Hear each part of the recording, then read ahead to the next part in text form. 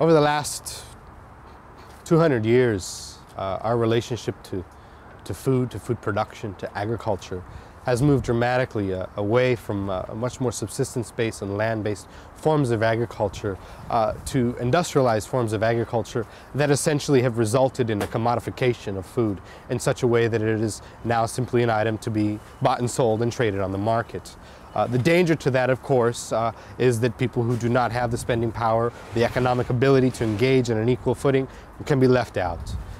Today, in 2008, we have the highest level of hunger that the United States has ever experienced. Approximately 35 million people are vulnerable to hunger every single day in this country. That is largely a consequence of economic disparities, both in terms of income, but also in terms of how the food system has been structured to become a mechanism for wealth creation for those who control the means of production.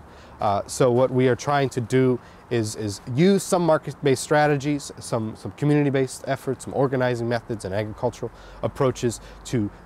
readjust the way the food system has been constructed, specifically around the notion, again, that all people, regardless of economic constraint, have access to the best foods, and that their economic status should not be the determining factor as to whether or not they have food on their table, as to whether or not they are malnourished or exposed to high levels of risk for chronic disease.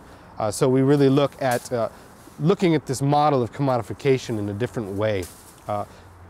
Providing economic incentive for both producers and those in the food system throughout that chain, but at the same time ensuring that we have mechanisms in place so that people do not fall into those economic cracks and are exposed to hunger.